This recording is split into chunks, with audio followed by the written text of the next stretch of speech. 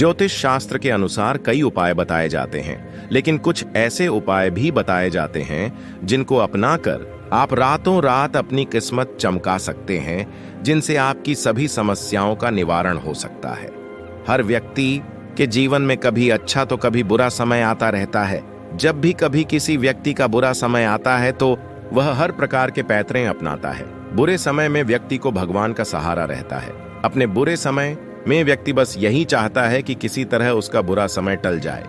वह चाहता है कि ऐसे समय में कोई ऐसा उपाय, कोई ऐसा टोटका उसे मिल जाए जिससे उसके बुरे समय का प्रभाव कम हो जाए। लेकिन क्या आपको पता है कि कई बार लोगों का भाग्य भी उसका साथ नहीं देता। उनका भाग्य ही ऐसा होता है जिससे कि उन्हें कई तरह की परेशानियों का सामना करना पड़ता है।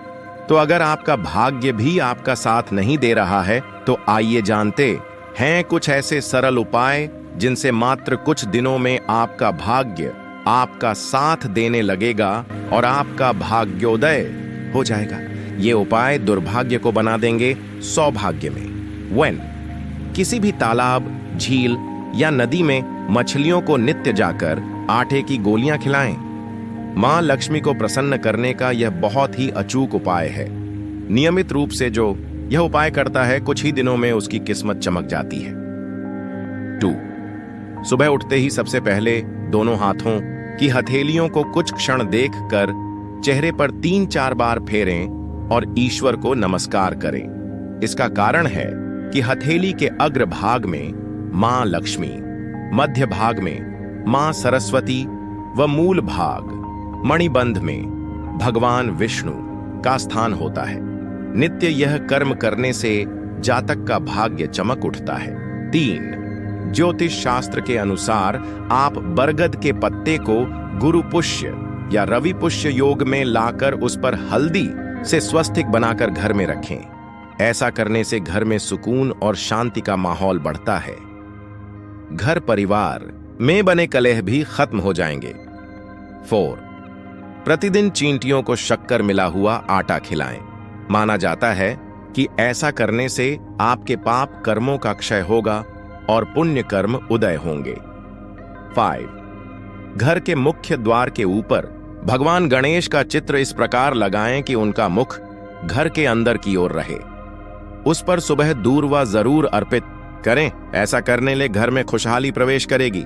6 काली हल्दी की एक गांठ को आप अपनी तिजोरी में रखें। इससे धन वर्षा तो होगी ही, दिमागी सुकून भी प्राप्त होगा।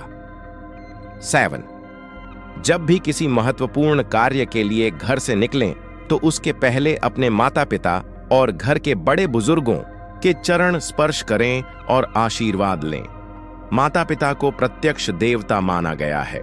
ऐसा करने से सभी विपरीत ग्रह अनुकूल हो जाते हैं और शुभ फल प्रदान करते हैं। अपने अपमान को न बताएं। चाणक्य नीति शास्त्र के अनुसार पति को कभी भी पत्नी को अपने हुए अपमान के बारे में नहीं बताना चाहिए।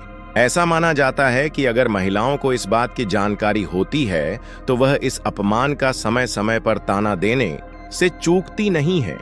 दान छिपाकर करें। चाणक्य नीति में चाणक्य कहते हैं, दान का महत्व तभी होता है जब उसे गुप्त रूप से दिया जाए।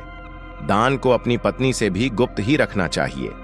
इससे आपके दान का महत्व कम तो होता ही है, साथ ही कई बार पत्नी दान पर किए गए खर्च की दुहाई देकर आपको भला बुरा कह सकती है। खुद की कमजोरी न बताएं। आचार्य चाणक्य के अनुसार अगर पति के अंदर कोई भी कमजोरी है तो पति को इस कमजोरी के बारे में अपनी पत्नी से साझा नहीं करनी चाहिए। चाणक्य नीति के अनुसार यदि पत्नी को आपकी कमजोरी पता चल गई तो वो अपनी बात मनवाने के लिए आपकी कमजोरी पर ही प्रहार कर सकती है। इसलिए अपनी कमजोरी कभी न पत्नी को बताएं न किसी अन्य व्यक्ति को।